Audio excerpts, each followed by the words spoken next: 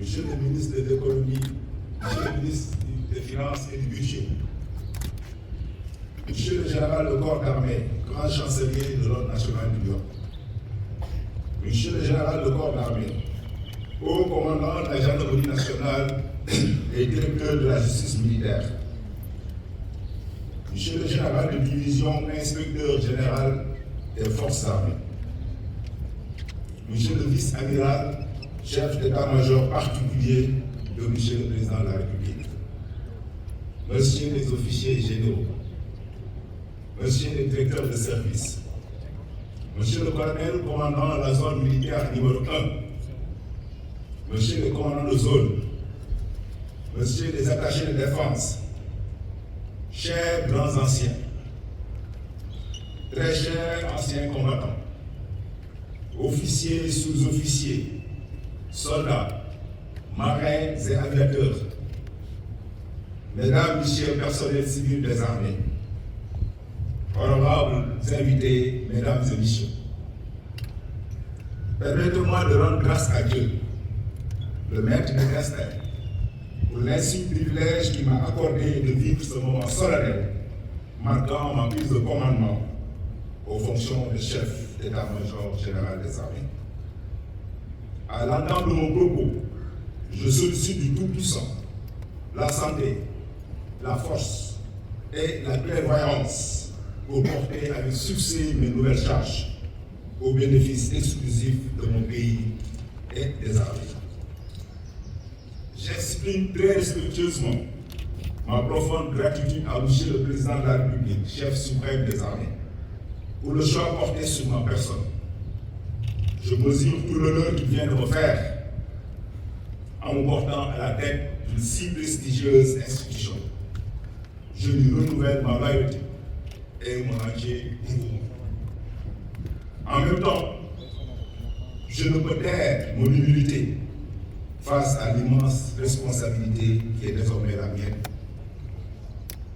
Monsieur le ministre des Forces armées, je vous remercie pour les paroles aimables que vous avez bien voulu prononcer à mon endroit. Je voudrais d'emblée vous assurer que toute mon énergie sera consacrée à ma mission pour donner corps à la volonté maintes fois exprimée du chef de l'État de doter notre pays d'un outil de défense performant en phase avec les défis sécuritaires multiformes qui interpellent les nations en marche comme la nôtre. Je sais pouvoir compter sur votre soutien. En cet instant précis, mes pensées vont naturellement aux Djambars qui ont accepté de donner ce qu'ils avaient de plus précieux, c'est-à-dire leur vie, allant ainsi au bout de leur engagement. Leur mémoire nous accompagnera quotidiennement, tout comme celle des anciens combattants, dont les drapeaux étendards, encore gorgés de l'héroïsme et de sacrifice, nous rappellent le lourd tribut que nous leur devons. À toutes les familles endeuillées, j'exprime ma profonde reconnaissance, la compassion et le soutien des armées. Et sur le chemin parfois difficile du rétablissement et de la reconstruction. Enfin, aux militaires déployés en opération, à l'intérieur comme à l'extérieur du territoire, je transmets mes encouragements et salue le courage au quotidien pour protéger les populations et leurs biens, pour préserver la paix et la quiétude, c'est denrées de plus en plus rares dans notre espace sous-régional et pourtant si indispensable au développement socio-économique de nos nations. Ce moment est aussi l'occasion pour moi de réitérer mon inquiète gratitude et mes prières de longévité à mes chers parents, dont les bénédictions et les sacrifices consentis resteront pour moi une source de confiance et de fierté. J'associe à ces remerciements ma très chère épouse, mon soutien de tous les jours, qui s'est très tôt accommodé des rigueurs de mon statut d'officier, sans en réclamer aucun privilège, si ce n'est celui de demeurer ma fidèle campagne, consacrant son temps à sa vie professionnelle, au bonheur de notre famille et sa vigilante affection à nos enfants. Je remercie toute ma famille, frères et sœurs, parents, beaux-parents et amis, pour leur prière de soutien qui ne m'ont jamais fait défaut. Enfin, je n'oublie pas tous les vaillants et honorables anciens, mais aussi mes camarades et frères d'armes, avec qui j'ai cheminé durant ces 35 dernières années. Monsieur le ministre des Forces armées, officiers, sous-officiers et militaires du rang, honorables invités, les armées se sont forgées un renom que nous devons à la longue lignée des chefs militaires qui ont su bâtir avec courage et abnégation un outil de défense crédible et respecté. C'est donc l'occasion pour moi de rendre un hommage à tous mes prédécesseurs, en particulier au général d'armée Cheikh Wade, commando au long cours, dont l'engagement a permis de maintenir les armées sur une belle trajectoire que de voies plus autorisées que la mienne continue de magnifier. Je vous souhaite beaucoup de succès dans ces futures fonctions. Il me revient à présent l'insigne honneur et le redoutable privilège de porter cet héritage en maintenant vivace le flambeau pour rejoindre le cycle des transformations positives dans lequel notre institution s'est engagée depuis maintenant plus d'une décennie. Monsieur le ministre des Forces armées, à l'analyse, aujourd'hui plus que jamais, le contexte géopolitique dans le Sahel installe nos États au cœur d'une conflictualité diffuse, nourrie d'une part par les stigmates encore visibles de la COVID-19 qui a durablement impacté les conditions économiques et sociales de nos pays, ravivant ainsi les tensions sociales. Et d'autre part, par les bouleversements induits par la guerre russo-ukrainienne en cours, annonciatrice d'un monde en gestation au contour encore incertain. Cette situation se déroule sur fond d'expansion de la menace terroriste qui frappe déjà à nos frontières. Malgré tout, notre pays demeure un îlot de paix et de stabilité dans cette tourmente sous-régionale. En effet, sur le plan intérieur, une paix prometteuse se profile à l'horizon dans la région naturelle de Casamance, après 4 décennies de violence. Nonobstant les défis socio-économiques certains, notre pays poursuit sa marche vers plus de progrès et s'apprête à rejoindre le peloton envié des nations productrices de gaz et de pétrole. Ce constat nous commande de redoubler d'efforts et de vigilance pour préserver les conditions de stabilité nécessaires à la poursuite légitime de nos projets de développement. Dans cette perspective, mon ambition est d'œuvrer en permanence à la consolidation d'une armée prête à l'emploi par son organisation et son sens de l'anticipation, réactive par sa flexibilité et son aptitude à circonscrire les menaces intérieures comme extérieures, et surtout résiliente à toutes les formes d'adversité tendant à miner sa cohésion. À cet effet, tout en consolidant les larges succès déjà engrangés, j'entends réaliser la volonté de plusieurs autorités d'imprimer une transformation qualitative à nos armées par la recherche et le culte de la performance dans les domaines clés couvrant les opérations, la logistique, les ressources humaines, la condition militaire et surtout les valeurs qui fondent notre ethos de soldats. S'agissant des activités opérationnelles, elles constituent et demeurent notre cœur de métier. À ce titre, dans le sillage des guerres opérationnelles encourageantes engrangées ces dernières années au sud de notre pays, la sécurisation effective et totale du sanctuaire national restera notre credo pour retrouver définitivement la paix et participer au retour à une vie normale de population longuement éprouvée. Dans l'intervalle, la traque de l'économie criminelle du bois et de la drogue y sera menée sans répit, tout en envisageant un décentrement opérationnel rapide vers d'autres zones potentielles d'intervention. Dans la mise en œuvre de cette ambition, la Marine nationale, levier central de l'action de l'État en mer, dans un contexte marqué par le déplacement progressif du centre de l'économie nationale vers le territoire maritime, devra s'adapter rapidement aux évolutions capacitaires favorisées par ces nouvelles acquisitions, tout en poursuivant son implantation déjà prometteuse sur l'essentiel de l'espace fluvio-maritime de notre pays. Il en est de même pour la mer, dont l'opérationnalisation imminente des nouvelles bases à Linguère, Tambacounda et Kaolack permettra une meilleure prise en compte de la défense aérienne globale du territoire et surtout l'appui multiforme aux autres composantes.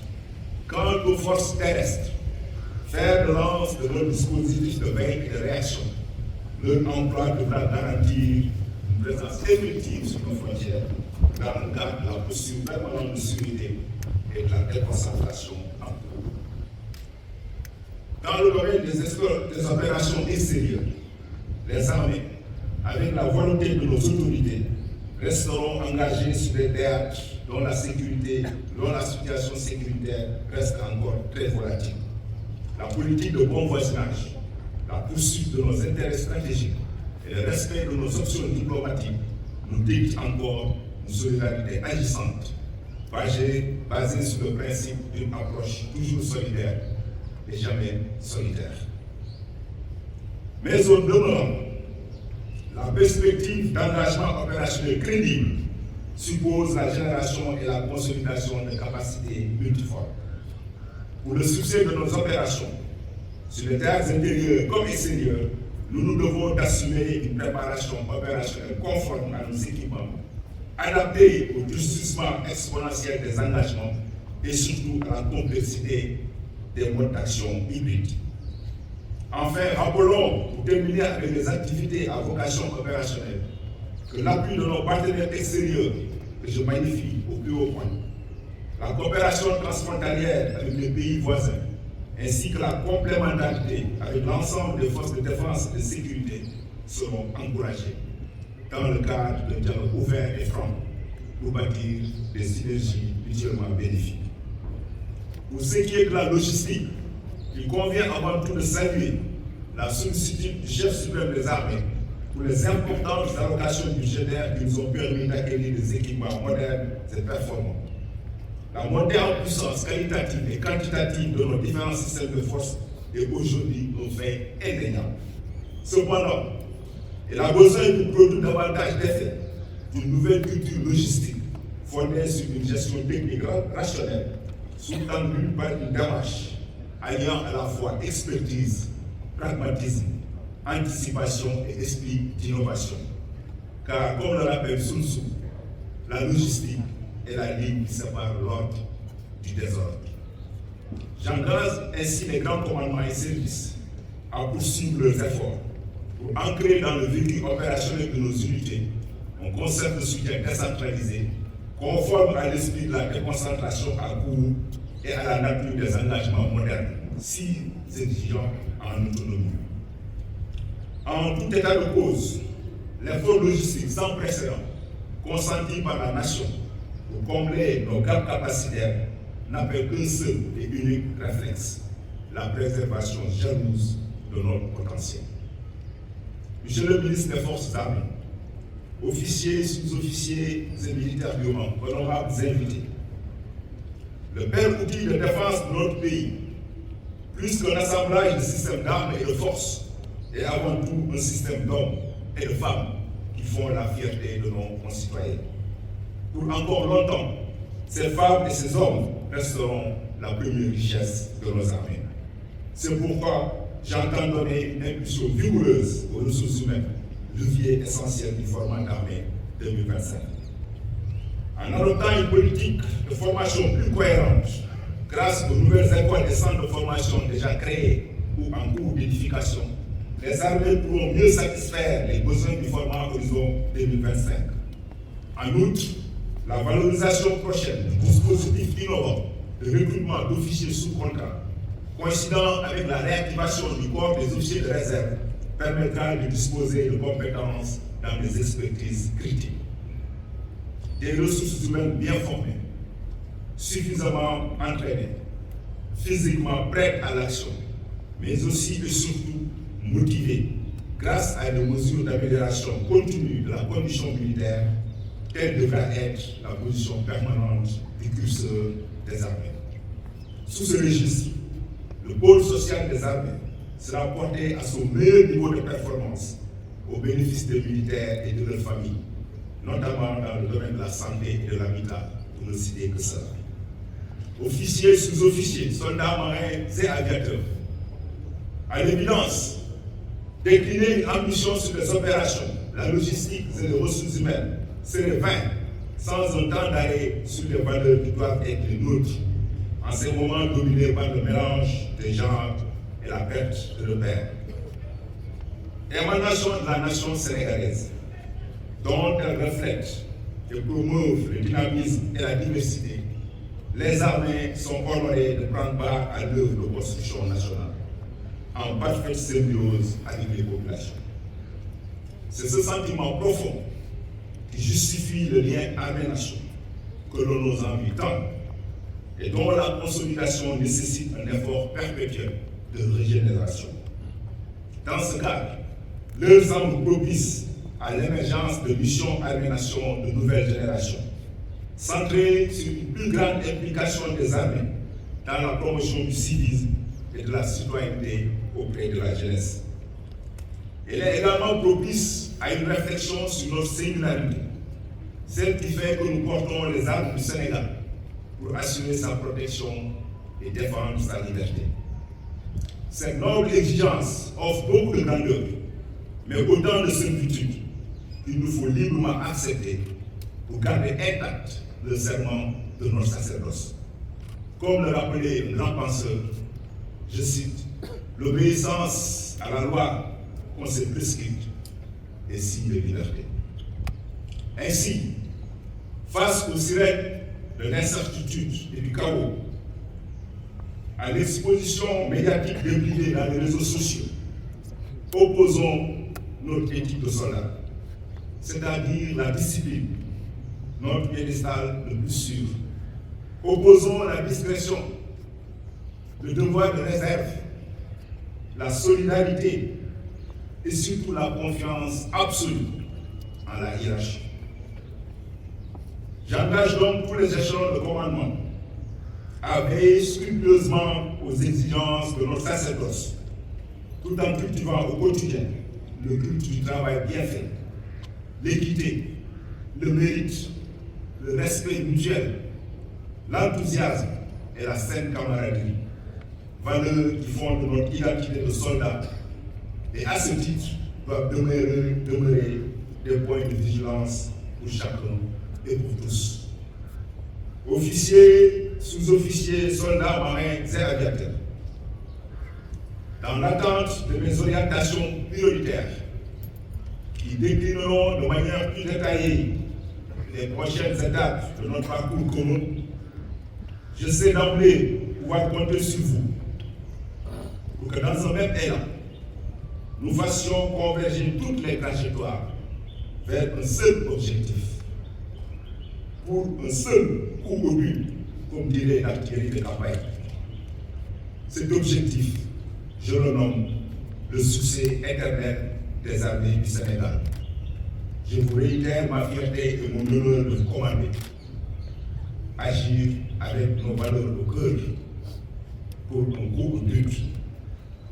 On nous tue, on ne nous déshonore.